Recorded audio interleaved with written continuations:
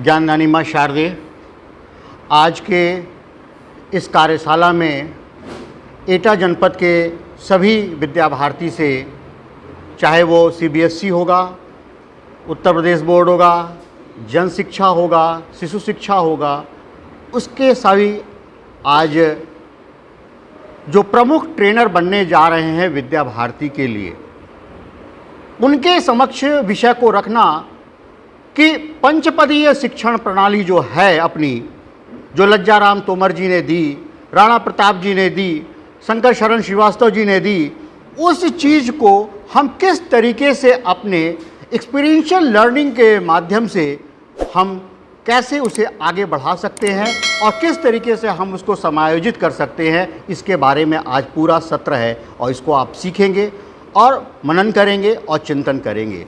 मेरी बात को बहुत ध्यान से सुनेंगे और इसको नोट डाउन करेंगे कि कभी भी किसी के से मैं कुछ पूछ सकता हूं, जिससे कि क्या है, हम लोग का बीच में एक इंटरेक्शन बना रहे। मैं आपका मित्र डॉक्टर सूर्य प्रकाश, प्रधानाचार्य सरस्वती विद्या मंदिर सीनियर सेकेंडरी स्कूल, केशव नगर, अलीगढ़। तो आज हम यहाँ पर शो करने जा रहे हैं जिस चीज़ को हमने अपने जीवन में सोचा है कि हाँ, किस तरीके से हम अनुभव जनित शिक्षा को हम अपने आप में आगे बढ़ा सकते हैं और किस तरीके से हम उसको बच्चों में प्रयोग के माध्यम से नई शिक्षा नीति को हम आगे दे सकते हैं। हम सब ने खूब देखा है, खूब समझा है कि पंचपदीय शिक्षण प्रणाली क्या है। विद्या भारती की डायरी में पूर्ण रूप से यह चीज़ दी गई है कि हमारे जो स्टेप्स हैं, 5 स्टेप्स होते हैं जिसमें आप लोगों ने जीवन खपा दिया। मैं बात कहना, मैं बहुत ही डाउन टू अर्थ बात कर रहा हूं, जीवन खपा दिया। कितने इसमें ऐसे आचार्य जी लोग दिख रहे हैं जिन कम से कम उनके सेवा काल 20 से 25 साल हो गया होगा और वो बच्चों को शिक्षा दे करके, बच्चों को आगे बढ़ा करके उन्हें कहां से कहां पहुंचा दिया होगा। आज उसी शिक्षा के बदौलत पर बच्चे जो हैं किस स्थान पर बैठे हुए हैं, वो भी देख करके हमें गर्व होता है कि हाँ, हमारे बच्चे किस तरीके से डेवलप हो रहे हैं और किस तरीके से चल रहे हैं। तो सबसे पहला जो स्टेप आता है वह है अदिति का है, अध्ययन कार्य का है।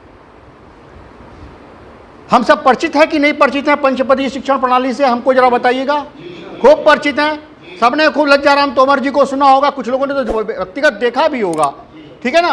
तो कहने का अदिति, अदिति का मतलब क्या होता है कि हम अपने जो बच्चे का जो पूर्व ज्ञान है और वर्तमान ज्ञान को किस तरीके से हम उसको जोड़ते हैं।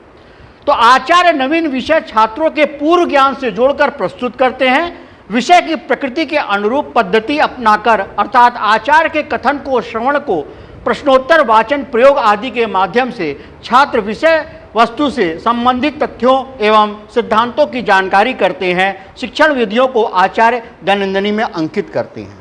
ये सबसे बड़ा प्रमुख काम है अदिति का।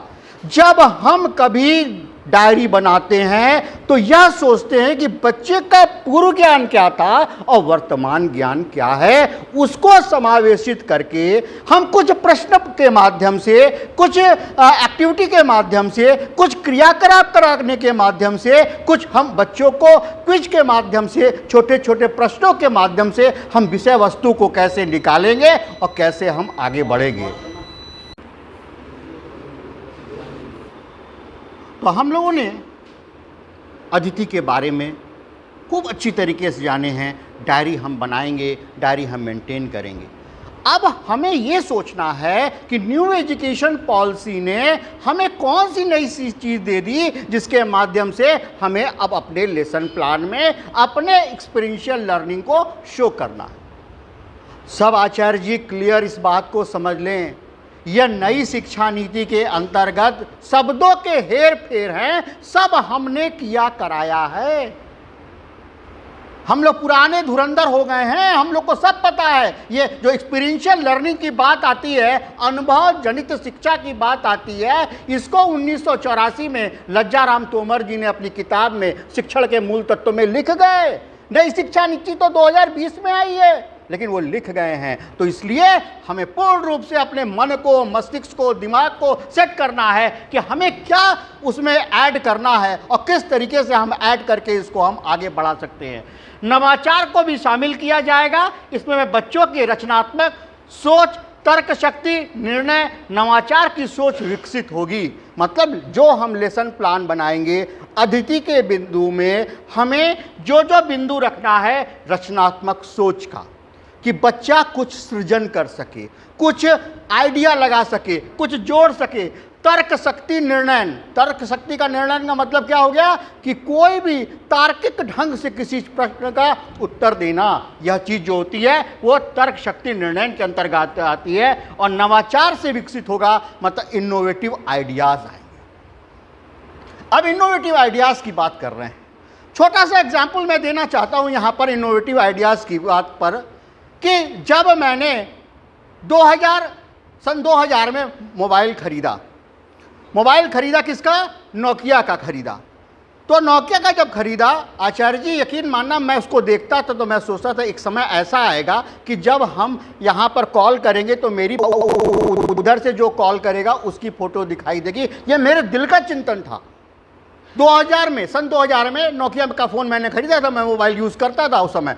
तो क्या हुआ, ये सोचा, धीरे धीरे क्या हुआ, वो इनोवेटिव आइडियाज़ बदलती चली गई। और आज आप देख रहे हो कि पूरा वीडियो कॉलिंग के माध्यम से, ये क्या है, ये सब नवाचार है। इनोवेटिव आइडियाज़ जो हमारे दिमाग में आते हैं उसको किस तरीके से हम उसको फलीभूत करते हैं, किस तरीके से सृजन करते हैं, इस चीज़ को हमें अच्छी तरीके से समझना है और आगे बढ़ना है।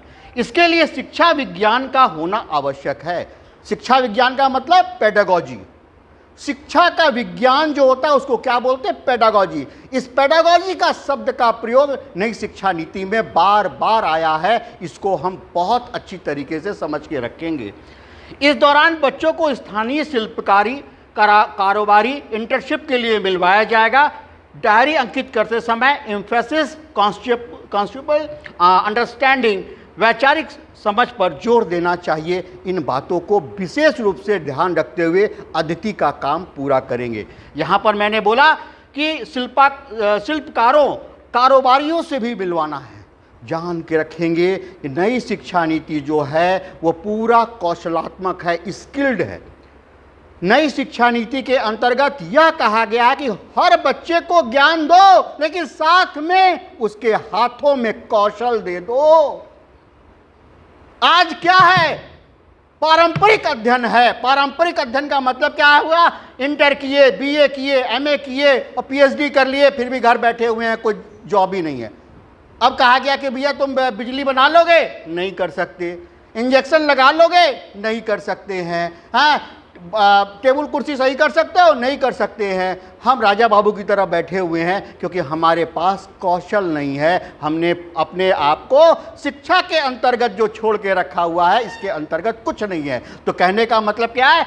जो कारोबारी शिल्पकारों हैं उनसे भी इंटरेक्शन कराया जाएगा। बच्चों में ललक जगे कि मिट्टी का कुल्हड़ कैसे बनाया जा रहा है, ये मोमबत्ती कैसे बनाई जा रही है, या खिलौना कैसे बनाया जा रहा है, या चीज़ कैसे बुनाई हो रही है, कटाई हो रही है। जब छोटे से बच्चा जब देखना शुरू करेगा तो वो आगे डेवलप होगा। यह उद्देश्य है अदिति का कि हम जब अपनी डायरी पर अंकित करेंगे लेसन प्लान को तो इन बिंदुओं का होना अनिवार्य है और उसको हम समाहित करेंगे। साथ में बोला एम्फेसाइज कॉन्सेप्चुअल अंडरस्टैंडिंग। किसी भी चीज के मानक को समझते हुए उसके बात को समझना कि यह चीज हो कैसे रही है, क्यों हो रही है, क्या कारण है, यह सब जब हम जान जाएंगे और अपने अदिति के अंतर्गत इसको रखेंगे तो क्या होगा? हमारा जो लेसन प्लान होगा बहुत ही अच्छा होगा।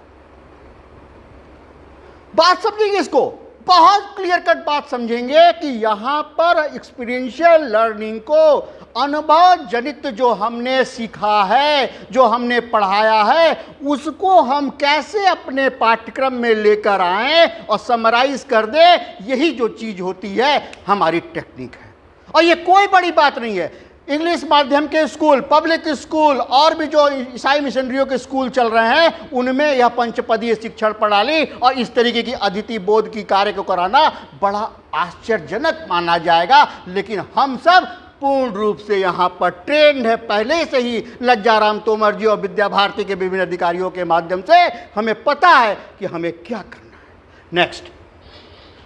नेक्स्ट होता है बोध, कक्षा कार्य।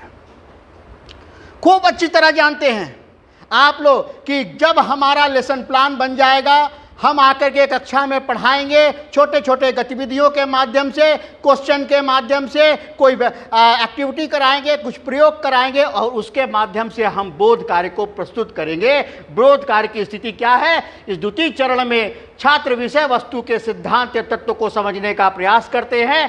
मनन, बात समझेंगे, बहुत अच्छे अच्छे शब्द लिखे हुए हैं। मनन, पुनरावृत्ति, प्रश्नोत्तर, कक्षा में स्वयं उसका पुनः अभ्यास करके अथवा प्रयोग करके बोध को प्राप्त करते हैं, मतलब उस तथ्य को, उस बिंदु को समझते हैं। जैसे छोटा सा एग्जाम्पल मैं दे रहा हूं चुंबकत्व का, क्योंकि मैं साइंस का विद्यार्थी हूं, साइंस के बारे कर रहे हैं, तो चुंबकत्व के बारे में यदि कोई चीज़ पढ़ाई जा रही है तो वह कैसे हो रही है, किसको किसको आकर्षित कर रही है, क्या कारण होता है, क्या इसके प्रयोग हो सकते हैं, यह सारी चीज़ें जो है बोध कार्य के अंतर्गत आएंगे। अब इस बोध कार्य को एक्सपीरियंशियल लर्निंग के माध्यम से कैसे सेट करेंगे, इसको देखिए। नेक्स्ट, राष्ट्रीय नई शिक्षा नीति नेप 2020 के अनुसार छात्रों को विषय वस्तु बोध के साथ साथ व्यवहारिक, बहुत ध्यान से रखेंगे, व्यवहारिक ज्ञान आधारित, जो क्या है, बिहेवियर जो साइंस कहते हैं, व्यवहारिक ज्ञान जो आधारित है, नवाचार आधारित, इनोवेटिव आइडियाज जो होते हैं, अनुसंधान आधारित, रिसर्च बेस्ड जो होता है, प्रयोग आधारित, एक्सपेरिमेंट बेस्ड जो होता है, कक्षा कार्य कराना चाहिए। क्या यह सब चीज हम नहीं कराते? खूब बढ़िया से कराते हैं। बस उसको जामा नई शिक्षा नीति ने ऐसा पहनाया है, थोड़े ऐसे शब्द रख दिए हैं जिससे कि क्या है, बड़ा ट्रेडिशनल सा दिखाई दे रहा है, कुछ नहीं है, नथिंग। लोग कहते हैं अरे नई एजुकेशन पॉलिसी हम कैसे करेंगे, हम कैसे कर लेंगे, हम कहां से करेंगे? नहीं, सब कुछ करेंगे, बढ़िया से करेंगे, अच्छे से करेंगे, अन्य स्कूल से भी बढ़िया करके दिखाएंगे, यह हमारा वादा है। क्योंकि आप मास्टर ट्रेनर बनने जा रहे हैं जब आपको यह पता होगा कि हाँ हमें क्या कराना है, बोध में ये चीज़ें होनी है, व्यवहारिक ज्ञान होना चाहिए, नवाचार इनोवेटिव बेस्ड होना चाहिए, रिसर्च बेस्ड होना चाहिए, एक्सपेरिमेंटल जब होगा तो आगे बढ़ेगा। अब देखिए नेक्स्ट जो टिपिकल थोड़ा सा ट्विस्ट किया है उसको क्या समझाया है, इंटरैक्टिव क्लासरूम लर्निंग। क्या हम नहीं करते? इंटरैक्टिव क्लासरूम का लर्निंग का मतलब क्या है, हम बोल रहे हैं, कुछ आचार्य जी स्माइल कर रहे हैं, कुछ आचार्य जी सिर हिला रहे हैं, हम दोनों के बीच में एक गुरु शिष्य परंपरा बनी हुई है, हम उसको समझ रहे हैं और साथ में हम कोई छोटा सा क्वेश्चन पूछेंगे तो आप उसका जवाब देंगे। ये क्या है? यह एक तारतम्य बना हुआ है, एक कोऑर्डिनेशन बना हुआ है शिक्षक और छात्र के बीच में, क्योंकि यू आर मास्टर ट्रेनर और हम लोग आपको ट्रेन कर रहे हैं। इसलिए तो क्या हुआ, इंटरैक्टिव क्लासरूम लर्निंग। हम कुछ क्वेश्चन पूछें, आप कुछ जवाब दें, आप कुछ पूछें, आपकी क्यूरियोसिटी मन में आए, आप पूछें, हम उसका जवाब दें, दोनों ओर से टू वे सिस्टम रहेगा, वन वे सिस्टम नहीं होगा। इंटरैक्टिव का मतलब ही होता है कि interaction between the student and teacher. Clear हो गई बात? समझ में आ जाना चाहिए। अब उसके बाद क्या है, स्पोर्ट इंटीग्रेटेड। विद्या भारती ने हमेशा खेल के लिए, शारीरिक विकास के लिए दिन रात मेहनत किया है। आप याद रखिए, पुराने आचार्य होंगे, योग चाप होगा, मैं मित्रकाल होगा, है आपका समता होगा, घोष होगा, विभिन्न योग होगा, व्यायाम होगा, उसके माध्यम से क्या है हम लर्निंग सिखाते हैं, एक अच्छी अच्छी चीज़ों को हम बताते हैं। आर्ट इंटीग्रेटेड का मतलब क्या होता है, कौशलात्मक, बुनाई है, कढ़ाई है, कताई है, निराई है, बोआई है, उन सब चीज़ों को हम यदि सिखाएंगे तो क्या हुआ, आर्ट इंटीग्रेटेड होगा। इन तीनों पर समान रूप से एम्फेसिस करते हुए इफेक्टिव इम्प्लीमेंटेशन करना चाहिए, जिससे विद्यार्थी का कॉग्निटिव डेवलपमेंट जो है और उसके बाद लर्निंग आउटकम प्राप्त हो। बात समझेंगे, यहाँ पर दो शब्द आए हैं, कॉग्निटिव डेवलपमेंट, क्लियर हो जाना चाहिए, संज्ञानात्मक विकास। मतलब हमें बच्चे को रटंत विद्या में नहीं ले जाना है, हमें कॉग्निटिव डेवलपमेंट करना है, उसको ज्ञान बढ़े, उसको पता रहे कि चुंबक का क्या काम होता है, चुंबक जो है लोहे को आकर्षित करता है, कितना करता है, इसमें दो डोमेन होते हैं, माइनस होता है और धनात्मक होता है, यह चीज उसको पता होना चाहिए, संज्ञानात्मक विकास होना चाहिए। और लर्निंग आउटकम का मतलब क्या होता है कि जो बात हमने आपको सिखाई, अभी ये ससन सत्सम होगा, दावा है, चैलेंज है कि पांचों पद के स्टेप्स आपके दिमाग में छपे होंगे। मैं जो प्रश्न पूछूंगा आप उसका जवाब देंगे, क्योंकि आपका लर्निंग आउटकम मुझको चेक करना है कि हमारे जो एटा के मेंटर बनने जा रहे हैं लोग, उनमें ने हमसे कितना सीखा। लर्निंग आउटकम का मतलब क्या होता है? जब हम जो विषय पढ़ा रहे हैं उस विषय का जो हम इवैल्यूएशन करते हैं तो पता चलता है कि लर्निंग आउटकम कितना आया। हम भाषण दे के चले गए, मुरारी बापू की कथा हो गई, ऐसा थोड़ी ना है। हम जब कुछ सिखाए हैं तो उसका हमें फीडबैक भी मिलना चाहिए। नेक्स्ट, अब एक बात समझेंगे, गृह कार्य। गृह कार्य के लिए सबसे बड़ी बात क्या थी कि जो हमारा है तृतीय चरण में छात्र अर्जित ज्ञान का अभ्यास करते हैं एवं उससे परिपक्वता प्राप्त करते हैं। अभ्यास के द्वारा ही अर्जित ज्ञान चित्त में स्मृति संस्कार के रूप में स्थायी बनता है। आचार्य इसी दृष्टि से छात्रों को गृह कार्य अथवा अभ्यास देंगे। अभ्यास कार्य का निरीक्षण और संशोधन आवश्यक ले अभ्यास कार्य का रूप विविधत, रुचिपूर्ण एवं पूर्व नियोजित होना चाहिए। इस अभ्यास कार्य में विविधता आवश्यक है तथा अभ्यास कार्य इस प्रकार का हो कि जिसमें छात्रों में विभिन्न कुशलता का विकास हो सके। यह पंचपदीय प्रणाली में लज्जाराम तोमर जी के द्वारा जो आपकी आचार्य दैनंदिनी है उसमें यह बात लिखी हुई है। मैं कहीं और से नहीं निकाल के लाया हूँ, वहीं डायरी में से निकाल करके इसको ऐसे बना दिया हूँ। अब इसमें नई शिक्षा नीति, एक्सपीरियंशियल लर्निंग क्या आएगी, इस बात को समझें। नेक्स्ट, नई शिक्षा नीति क्या कहती है? नई शिक्षा नीति कहती है नर्सरी से कक्षा 2 तक का कोई गृह कार्य नहीं दिया जाएगा। मतलब क्या होगा? जो घर घर जो पढ़ाई होगी वह क्या होगी? वह क्या होगा? स्कूल में ही एक्टिविटी बेस्ड, खेल कूद बेस्ड पढ़ाई होगी। बच्चा सीख करके मस्ती से घर पे जाएगा, नो स्ट्रेस। बात समझेंगे, बच्चा और टीचर दोनों एक प्रकार के होते हैं। भाई साहब बात समझना, बच्चे को भी छुट्टी की घंटी उतनी अच्छी लगती है जितना टीचर को अच्छी लगती है, और उससे ज़्यादा तो प्रधानाचार्य को लगती है कि एक दिन का समय कटा, अच्छा गया, बढ़िया गया। तो क्या हुआ? यह ध्यान रखना चाहिए, नर्सरी से कक्षा 2 तक कोई गृह कार्य नहीं दिया जाएगा। कक्षा 3 से कक्षा 5 तक हफ्ते में 3 घंटे का केवल गृह कार्य दिया जाएगा। यह NAP बोल रही है, ज़्यादा बॉदरेशन नहीं देना है इस दिमाग पर, उसको सेट करके चलना है। कक्षा 6 से कक्षा 8 तक हफ्ते में 5 से 6 घंटे का प्रत्येक दिन 1 घंटा होना चाहिए, और 9 से 12 तक हफ्ते में 1 से 2 घंटे तक प्रतिदिन 2 घंटा जो है होमवर्क होना चाहिए। जैसे जैसे बौद्धिक क्षमता बढ़ रही है, मस्तिष्क का विकास हो रहा है, वैसे वैसे वर्कलोड भी बढ़ाया जा रहा है। बात समझ में आ रही है? क्लियर हो रहा है बात की नहीं समझ में आ रहा है? कि यह जो चीज़ें इस तरीके से गृह कार्य में एक्सपीरियंशियल लर्निंग का समावेश करना जहां छात्र त्रुटि कर सकता है। इस लाइन को समझ लेंगे, गृह कार्य वो कार्य दीजिए जिसमें आपको पहले से अनुभव है कि बच्चा इस स्टेप पे गलती कर सकता है, वो वाला गृह कार्य दीजिए। क्योंकि आपने अनुभव से जाना है, आपने 20 साल 15 साल 5 साल 10 साल पढ़ाया है कि इस क्वेश्चन का आंसर देते समय बच्चा ये गलती करता है, यही वाला क्वेश्चन दे दो, जिससे क्या है बच्चा जब अभ्यास करेगा तो गलतियां उससे नहीं होंगी और वो आगे बढ़ेगा। मैं छोटा सा एग्जांपल दे रहा हूं। बैठी हैं यहाँ रुचि मैडम बैठी हुई है, आई थिंक शायद रुचि नाम है ना आपका? हाँ, सोनिया मैम अकाउंट्स की टीचर हैं, क्लियर है ना? अकाउंट्स की टीचर है। अब पता है उनको कि जब उसका क्या कहते हैं पार्टनरशिप का सब सवाल हम लगाते हैं, वहाँ पर इस स्टेप पे आके गलती होती है। तो क्यों ना हम इस पार्टनरशिप में ये वाला सवाल फिट कर दें, जिससे क्या हो कि बच्चा उस गलती को पकड़ में आ जाए तो हम उसको सिखा सकें। यही चीज़ है रुचि मैम, अनुभव जनित शिक्षा। क्योंकि आपने अनुभव से जान लिया है कि बच्चा कहाँ कहाँ किस किस स्टेप पे गड़बड़ कर सकता है, उस चीज़ को हमें समझाना, उस चीज़ को हमें ध्यान रखना है, ये आगे बढ़ेंगे। गृह कार्य क्रिटिकल थिंकिंग पर आधारित हो, जिससे कि विद्यार्थी कॉन्टिन्यूअस रिव्यू के माध्यम से ज्ञानार्जन कर सके। क्रिटिकल थिंकिंग मतलब क्या हुआ कि जो चीज़ हम सोचते हैं उस पर एक बिंदु के रूप में हम यदि चिंतन करेंगे तो उसको क्रिटिकल थिंकिंग कहेंगे। चुंबकत्व तो पढ़ा रहे हैं, अब उसमें क्रिटिकल थिंकिंग है कि आखिर क्या कारण है कि यह जो चुंबक है वो लोहे को आकर्षित करता है। ये क्या वो क्रिटिकल थिंकिंग है।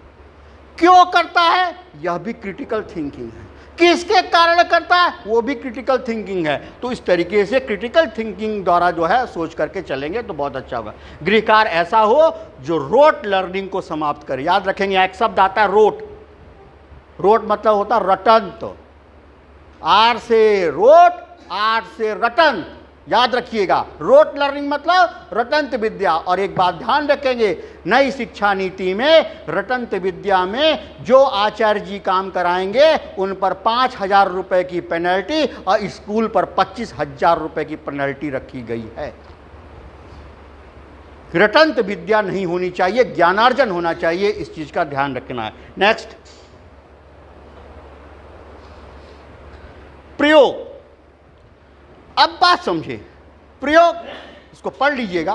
प्रयोग का मतलब क्या होता है कि हमने ज्ञान प्राप्त कर लिया, हमने ज्ञान प्राप्त करके अपने जीवन को बहुत अच्छा कर लिया, बहुत आगे हमने कहता है उसको सोच लिया, अब उसका हम यूज करें। हम मान लीजिए गणित सीख लिए, विज्ञान सीख लिए, हिंदी सीख लिए, अंग्रेजी सीख लिए, सामाजिक विषय सीख लिए, तो हम उसका प्रयोग अपने जीवन में करें तो उसको क्या कहेंगे, प्रयोग। प्रयोग का मतलब एक्सपेरिमेंट नहीं होता। प्रयोग का मतलब होता है जो ज्ञानार्जन हुआ है, प्रत्येक पाठ्य पुस्तक की ऐसी सहायक क्रिया जो छात्रों द्वारा की जाती है जिसके उसके द्वारा अर्जित ज्ञान का प्रयोग किया जा सके। जो उसने चुंबकत्व तो पढ़ करके यदि उसने सीख लिया है तो उसका वो प्रयोग करे। वो जा करके आलपिन को चिपकाए, वो जा करके घर के लोहे की अलमारी में चिपकाए, वो जा करके किसी लोहे के बर्तन को चेक करे कि किस में कौन लोहा है, कौन स्टेनलेस स्टील है, कौन तांबा है, कौन सोना है। ये चीज़ यदि करेगा तो वह प्रयोग के अंतर्गत आएगा, क्योंकि उसको व्यवहारिक ज्ञान में लेकर के आया। क्लियर हो गई बात।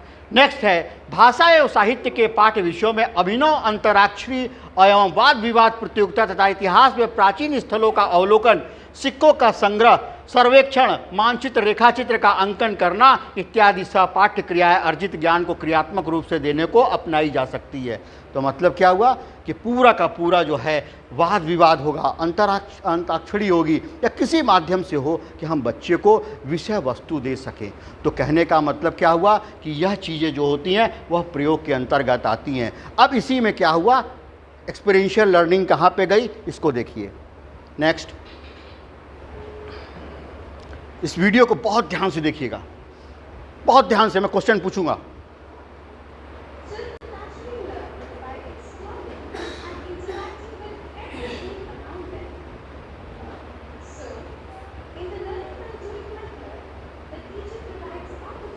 वॉइस दे दो और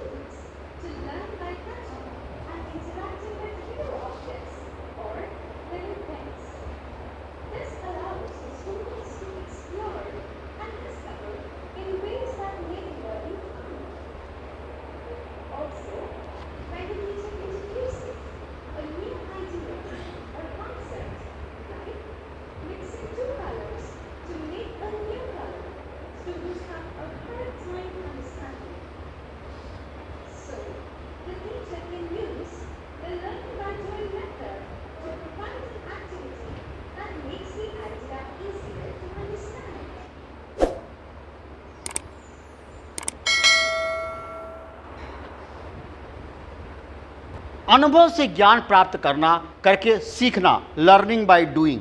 ये हम लोग खूब अच्छी तरह पढ़े हैं, बीएड में ही पढ़े, लर्निंग बाय डूइंग। तो ये क्या है, वो क्रिया आधारित शिक्षण होता है। तो मैंने एक वीडियो दिखाई, आपने क्या सीखा? वीडियो पे ला जाइए, कोई बताएं इस वीडियो में आपने क्या सीखा, समझा?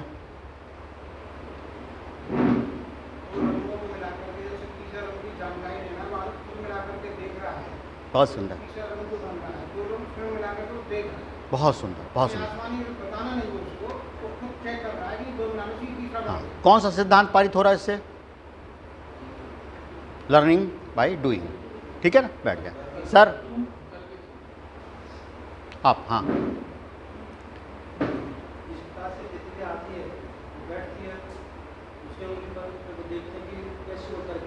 बस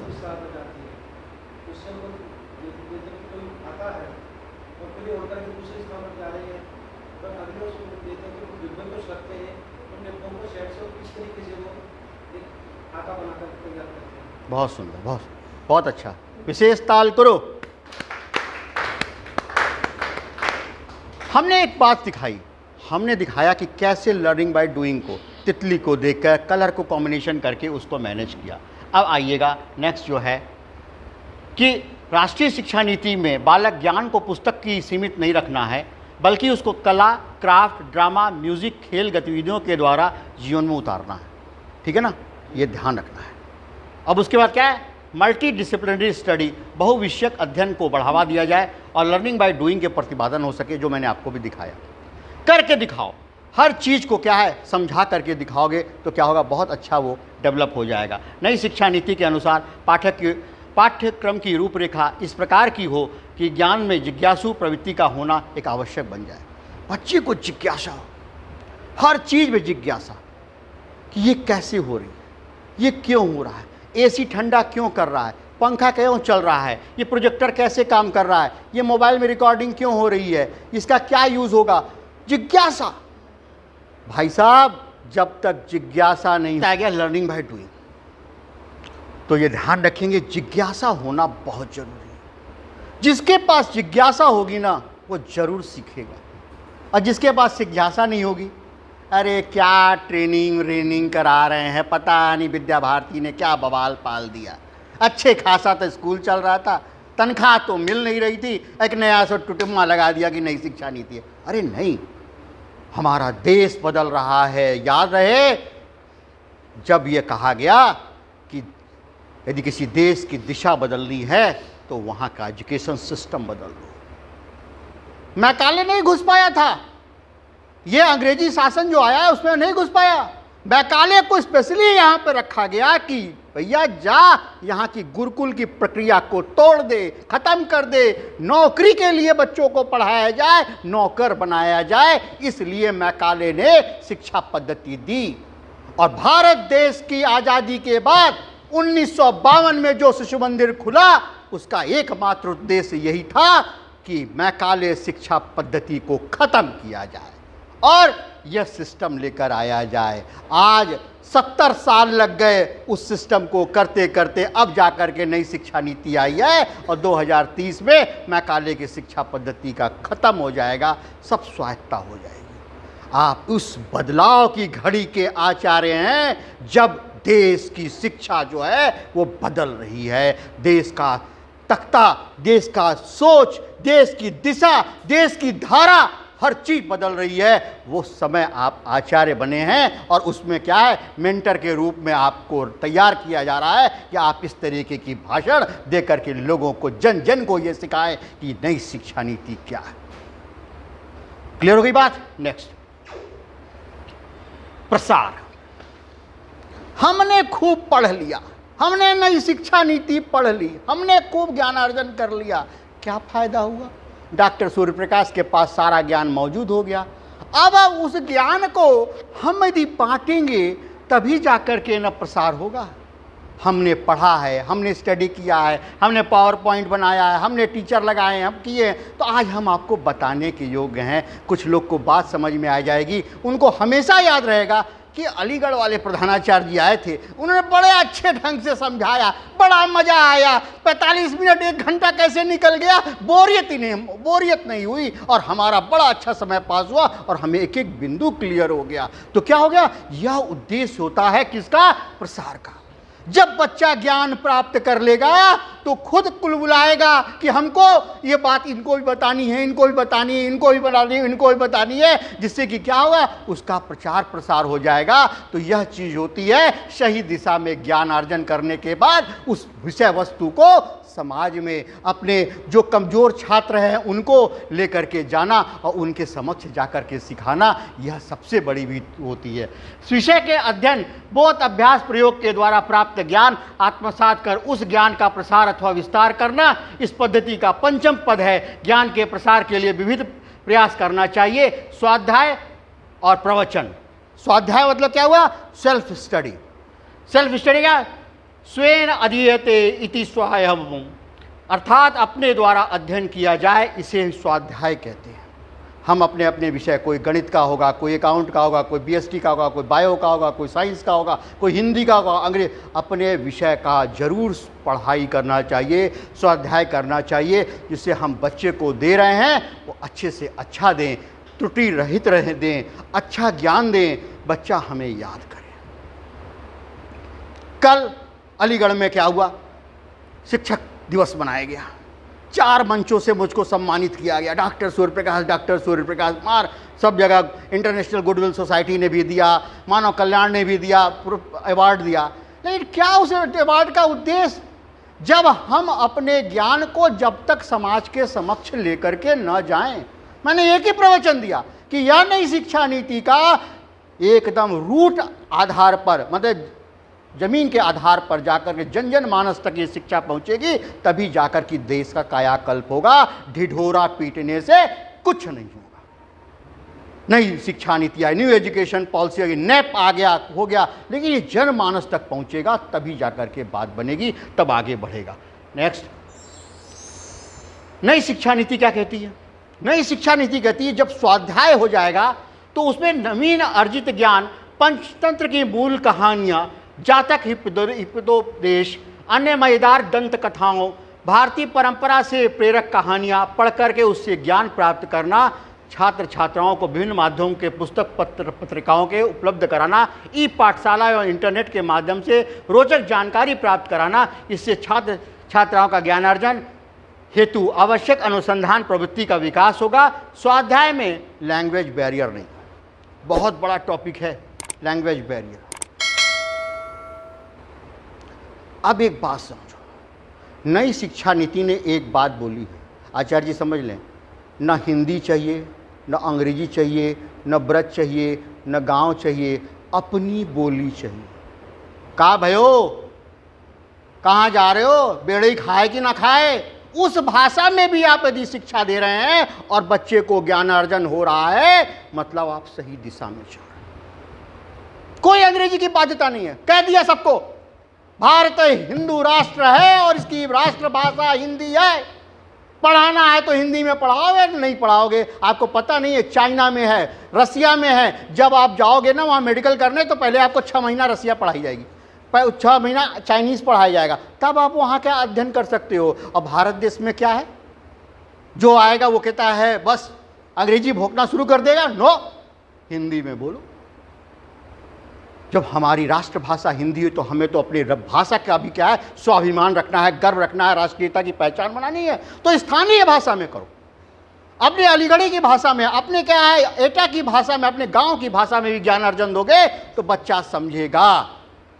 this is a rat, this is a cat, यदि जो है यदि स्थानीय भाषा में बोलोगे, बच्चे को एक बात समझ में आ गई कि हाँ ऐसे होगा, तो इसी तरीके से वो चलेगा। नेक्स्ट, अब एक बात बताइएगा, इस चित्र को देख करके, बड़ा इंपॉर्टेंट चित्र है, ये क्या हो रहा है?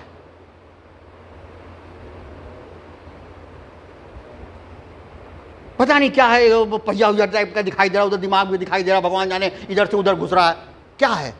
कोई बताएगा? स्वतंत्र है, कोई भी हाथ खड़ा करके बता सकता है। बहुत सुंदर, बहुत सुंदर, विशेष ताल करो। और कुछ? सोनिया मैम,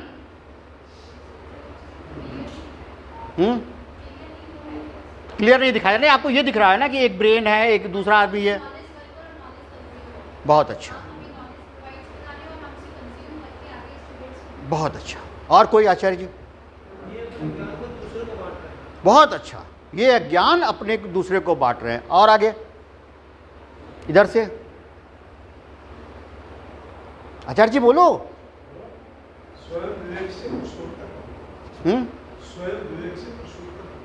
स्वयं विवेक से प्रश्नोत्तर करना, बहुत अच्छा। चलिए नेक्स्ट, इसको पढ़िए आप। सुने मैं पढ़ जा रहा है कि नहीं? वहां से पढ़िए, पढ़िए इसको, यहां तक आपको विषय समझ में आ जाएगा क्या कर रहा है।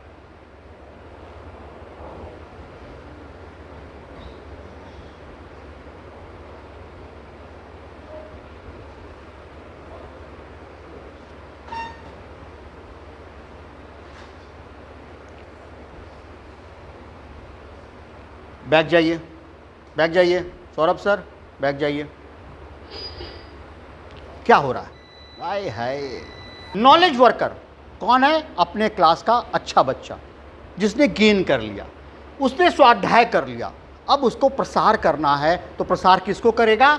वह नॉलेज कंज्यूमर को करेगा, उसको जो है देगा। कई बार देखा गया है कि टीचर बच्चे को समझा रहा है, अच्छा नहीं समझ में आ रहा है, लेकिन बच्चा बच्चे को समझा रहा है, तुरंत समझ में आ जाए। तो यह बात जो चीज है ना, उसको कहते हैं प्रसार। मतलब कोई भी चीज है उसको हम किस तरीके से उसको ट्रांसफर करना है, नॉलेज का हो रहा है। नेक्स्ट दिखाइएगा स्लाइड। अब इसमें देखिए, अतः विद्या मंदिर इस प्रकार की व्यवस्था करना चाहिए कि जिससे कि विद्यार्थियों को पिछड़े साथियों को पढ़ाने का अवसर मिले। इनसे पढ़ाने वाले छात्र का ज्ञान परिपक्व होगा, पिछड़े छात्रों का उनके बराबर आने का अवसर मिलेगा। प्राचीन भारत में यह पद्धति प्रचलित थी, कमजोर तेज को कमजोर के साथ जोड़ना। हमारे ख्याल से प्रमोद भाई साहब भी प्रयोग करते होंगे, गोद देना। कई बार होता है ना, गोद दे देना, कि क्या कुछ टीचर्स को कुछ कमजोर छात्रों को दे देते हैं, ग्रुप्स बना देते हैं, उनको क्या होता है, उनका पीयर असेसमेंट होता है, उस तरीके से मैनेज करते हैं। तो कहने का मतलब क्या हुआ कि जो हमारा उपार्जित ज्ञान है उसको हमें लेकर के समाज में, कमजोर छात्रों में और अन्य तबकों में हम उसको वितरित करें। तो क्या है, वह प्रसार की सही माने में पुष्टि होती है। नेक्स्ट,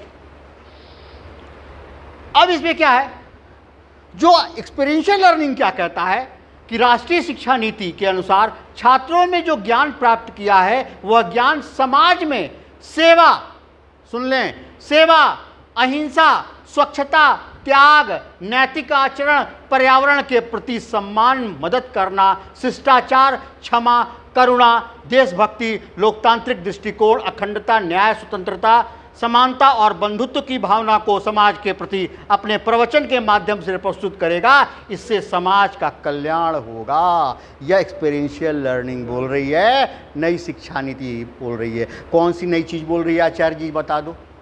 इसमें कौन सी चीज़ लज्जाराम तोमर जी ने नहीं बोली, या सारी चीज़ें हम लोगों को पहले से पता है कि नहीं पता?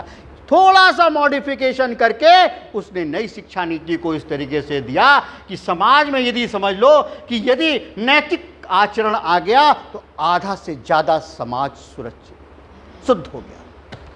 नैतिकता की बात जब आती है तो नैतिकता अपने मन से स्टार्ट होती है कि हम कितने नैतिक हैं।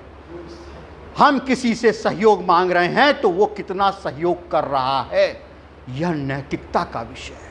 आज किसी को आवश्यकता है और हम उसका सहयोग नहीं कर रहे हैं, इसका मतलब हम नैतिक नहीं है।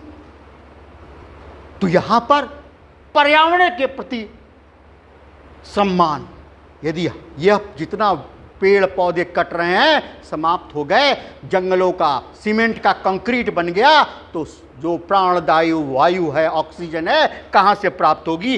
पर्यावरण के प्रति हमें जागरूक रहना है। दूसरा क्या है? शिष्टाचार, क्षमा, करुणा, देशभक्ति, यह जरूर होना चाहिए। हमारे देश को कोई गाली नहीं देगा, हमारे देश के प्रधानमंत्री को कोई नहीं बोलेगा, हमारे मुख्यमंत्री को कोई नहीं बोलेगा, हमारे सरकार को कोई नहीं बोलेगा। जब यह स्वाभिमान प्रत्येक हिंदू में, प्रत्येक छात्र में, प्रत्येक आचार्य में आ जाएगा, तब क्या करके क्या है, नई शिक्षा नीति और एक्सपीरियंशियल लर्निंग और जो पाठ योजना है उसको हम सही माने में जो है प्रस्तुत कर पाएंगे और हम उसके पांचों स्टेप्स को समझ पाएंगे। नेक्स्ट, इस प्रकार अदिति, बोध, अभ्यास, प्रयोग एवं प्रसार एवं राष्ट्रीय शिक्षा नीति 2020 के अनुसार इन पांचों के माध्यम से छात्र सभी विषयों का ज्ञान प्राप्त करते हैं। यह ज्ञान अनुभवजन्य संपूर्ण होता है। ये क्या है? ज्ञान अनुभवजन्य संपूर्ण होता है। मतलब क्या हुआ? एक्सपीरियंशियल लर्निंग के माध्यम से हम किसी बच्चे को सही दिशा में पढ़ा सकते हैं। अदिति, बोध, अभ्यास, गृह कार्य, प्रचार प्रसार, यह जो स्टेप्स हैं उसका सही ढंग से जो है अनुभवजन्य के माध्यम से होगा। तो हम अपने लेसन प्लान में जो नई शिक्षा नीति के बिंदु आए हैं उसको यदि हम समाहित करेंगे तो हमारा जो लेसन प्लान होगा बहुत ही अच्छा होगा। और वो क्या होगा? फंडामेंटल, आधारभूत शिक्षा को लेकर के चलेगा, जिससे बच्चे में रटंत विद्या नहीं ज्ञानार्जन की बात आएगी, ज्ञान की बात आएगी। बच्चा सीखेगा, कौशलात्मक हाथ उसके पास आएंगे, कौशल आएगा, उसको पता होगा कि कैसे क्या है हम कोई भी चीज़ का सृजन करते हैं, चाहे कितना भी हो जाए। आज जो हमारी नई शिक्षा नीति का उद्देश्य है कि भारत देश का प्रत्येक बालक जो है उसके हाथ में कोई ना कोई कौशल आ जाए। छोटी सी बात कह रहा हूँ, अभी कोरोना काल चल रहा है, वैक्सीनेशन की प्रक्रिया प्रारंभ हो रही है। कितने घरों में लोग वैक्सीन इंजेक्शन लगाना जानते हैं? कितने लोगों ने उसको कहता है मेडिकल ट्रीट देना जानते हैं? नहीं जानते। बिजली की फिटिंग हो रही है, कैसे हो रही है नहीं पता है। एसी किस फंडा पे काम करता है नहीं पता है। टेबल कुर्सी बनते हैं कैसे होता है, हर चीज़ के लिए आज हम लोग आज क्या किसी पर निर्भर हो गए हैं, आत्मनिर्भर नहीं हैं। इसीलिए नई शिक्षा नीति कह रही है कि हमें आत्मनिर्भर बनना है। वह निर्भर कब बनेंगे? जब हमारे पास अच्छा एजुकेशन सिस्टम होगा और हम आप जैसे मेंटर्स को तैयार करेंगे कि पंचपदीय शिक्षण प्रणाली के माध्यम से जो लेसन प्लान बनेगा उसमें हम अपने अनुभवों को डाल डाल करके स्टेप स्टेप पर जाकर के हम उसको मैनेज करेंगे। तब जाकर के हमारा लक्ष्य जो है वह पारित होगा।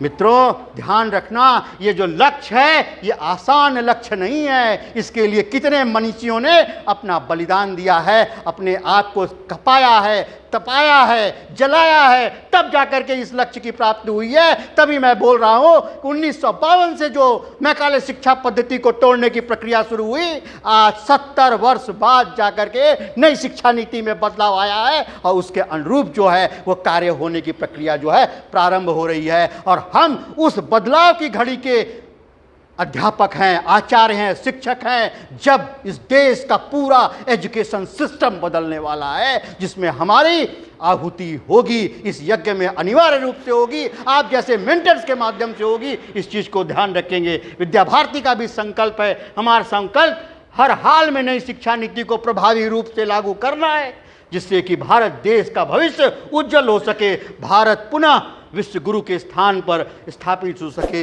यह मेरा सोच है, यह मेरी आशा है। मैं केवल इतनी ही बात कह करके आपसे यह बात समझाना चाहता हूँ कि मैंने क्या कहा है। यदि आपको इस पंचपदीय शिक्षण प्रणाली के माध्यम से किसी को कोई दिक्कत हो, आप मुझसे व्हाट्सएप पे यदि जुड़ना चाहते हो तो ये मेरा नंबर लिखा हुआ है, इस नंबर को आप अपने मोबाइल में फीड कर लीजिए। बाय नेम स्कूल के नाम से आप मुझे यदि करेंगे और आपको कहीं कोई दिक्कत हो, आप प्रमोद जी से भी पूछेंगे, एटा के सबसे प्रमुख हैं, विद्यालय के प्रधानाचार्य हैं, उनको सहयोग लेंगे तो हम आपसे ज़रूर बताएंगे, आपको मदद करेंगे। हर तरीके से मदद करने के लिए डॉक्टर सूर्य प्रकाश इस नई शिक्षा नीति को चलाने के लिए हम आपसे कटिबद्ध हैं कि जितना ज्ञान मैंने प्राप्त किया है उसका मैं प्रसार करूंगा और आपको मैं ऐसा तैयार करूंगा कि हर विद्यालय में जा कर के, हर जनमानस में जा कर के आप यह बात बता सके कि नई शिक्षा नीति क्या, बच्चों में रटंत विद्या को समाप्त करेंगे, ज्ञानार्जन की विद्या को देंगे, कौशल की बात करेंगे, कौशलात्मक शिक्षा को आगे बढ़ाएंगे। यह सब सोच करके हमने इस विषय को रखा है और आपसे एक आग्रह और निवेदन किया है कि सार गर्भित विषय को अपने मन में आप सजोइए। डायरी में आपने लिपिबद्ध किया होगा, अभी एक ग्रुप बन रहा है, उस ग्रुप में यह पावर पॉइंट चला जाएगा। आपको कहीं कोई असुविधा हो तो आप मुझसे ज़रूर संपर्क कीजिएगा, मैं आपको ज़रूर बताऊंगा। इसी बात के साथ मैं अपनी वाणी को विराम देता हूं और आप लोगों से सादर नमन करता हूं कि इस नई शिक्षा नीति को आगे बढ़ाने में आप एक मेंटर के रूप में काम करें और आगे बढ़ कर के आएँ समाज में, जिससे कि यह परिलक्षित हो जाए कि विद्या भारती के विद्यालय, विद्या भारती के जो छोटे जन शिक्षा, शिशु शिक्षा, CBSE, उत्तर प्रदेश बोर्ड, सबके विद्यालय के आचार्य जो हैं तन मन धन से लग करके क्या है इस नई शिक्षा नीति को एग्जीक्यूट करने में और कामयाब बनाने में अपनी अहम भूमिका अदा करेंगे। धन्यवाद।